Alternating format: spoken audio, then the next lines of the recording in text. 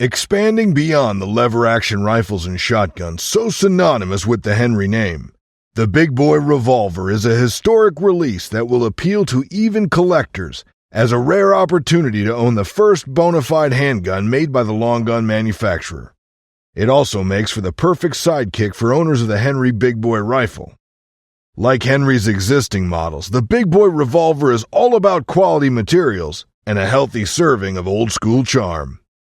The blued steel and American walnut are a timeless combination that will probably age better than some of the tactical revolvers that have come along recently.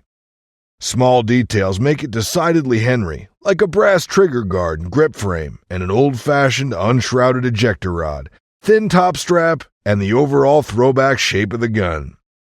While the aesthetics of the Big Boy Revolver may be a bit unusual to modern eyes, and will thus not appeal to everyone, those of us who appreciate the timeless design of the late 19th to early 20th century revolvers will immediately be taken by the beauty of the Henry revolver.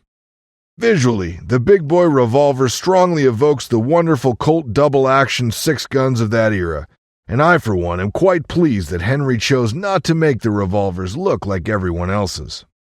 Finish and build quality is excellent inside and out, as rifle shooters have come to expect from the Henry brand.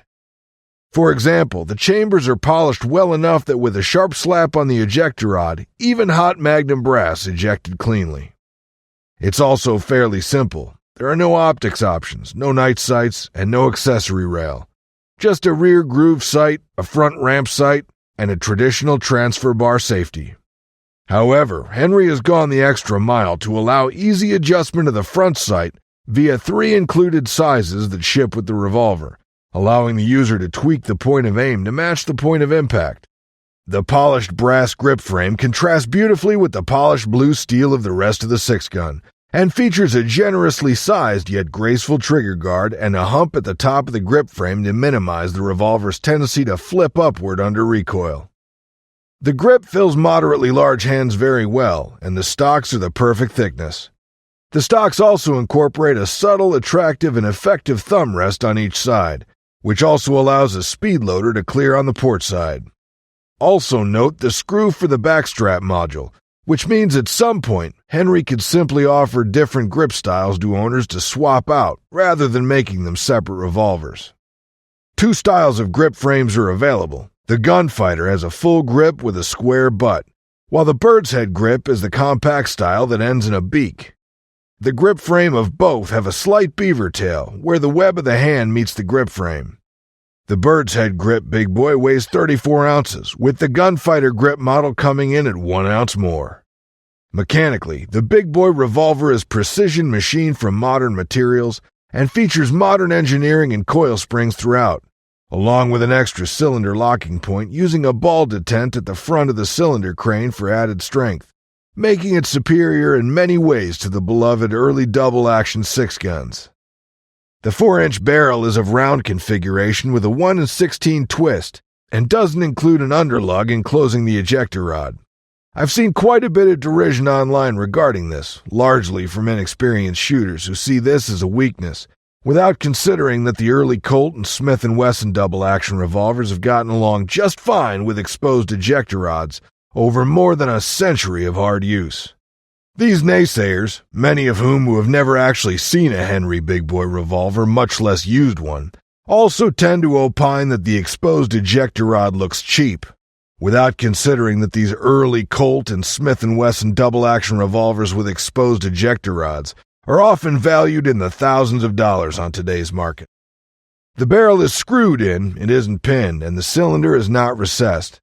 Likewise, there's no manual safety lock as seen on many new Smith & Wessons and most new Taurus revolvers. Load the cylinder with 38 Special to save money, and your wrists, or feed it some burly .357 Magnum. Both cartridges are compatible with the Big Boy lever-action long gun models in Henry's catalog. The swing-out cylinder is released via a Smith & Wesson style release that's pushed forward. The trigger and hammer have a matte finish, contrasting subtly with the polished steel frame and polished brass trigger guard. Trigger reach is optimal for an average-size adult male hand, allowing the barrel to stay in line with the forearm with the crease of the index finger centered on the trigger for maximum leverage. Despite the unusual mainspring system, the Henry Big Boy Revolver has a manageable and consistent 8.5-pound double-action trigger pull and a nice 3.75-pound single-action pull. The trigger pull is excellent, smooth, and free of creep or grittiness. The hammer is 0.305 inches wide and features a deeply serrated spur that's easy to cock for single-action shooting, even when the shooter has wet or sweaty hands. Now, let's just go ahead and run this bad boy as fast as we can, and let's see how that feels. All right, here we go. Wow, this thing feels friggin' awesome. The accuracy is there with these revolvers. You can hit a 4-inch plate at 100 yards. It's also very comfortable to shoot with .38 special ammo. I gotta hand it to Henry on this one too. The Big Boy Revolver's grip design works wonderfully, even with heavy .357 Magnum loads. The grip size and shape made shooting very comfortable, while the hump at the top of the grip frame did a great job of reducing muzzle flip, making it quicker and easier to get back on target. Using a variety of .38 special and .357 Magnum loads, I found that the Big Boy shot close enough to point of aim that there was no need to switch out the front sight for one of a different height. Overall, the revolver proved to be satisfyingly accurate, registering a 15-foot slow-fire double-action group size of just a couple of inches, while double-tap ammo's excellent full-power .357 Magnum 158-grain controlled expansion JHP load did almost as well from an accuracy standpoint, and would be an excellent choice for defending oneself and one's loved ones. Henry USA's website lists the Big Boy Revolver's best uses as target/collector, and I would agree that the 6-gun shows the accuracy potential for target use, along with the nostalgia and beauty of a collectible. Being very familiar with Henry's design and manufacturing capabilities, as well as their exemplary quality control, I expected an excellent experience when it came to shooting the Big Boy Revolver, and I was certainly not disappointed. Most Big Boy Revolvers will likely end up being collector items, but you can bet they'll shoot just as well as the brand's other firearms. Benjamin Tyler Henry never made revolvers, but if he saw the new Henry Big Boy Revolvers, I believe he would again smile in approval. A Big Boy Revolver with a bird's head grip would also make such a beautiful addition to a fly fishing setup that it should be mandatory.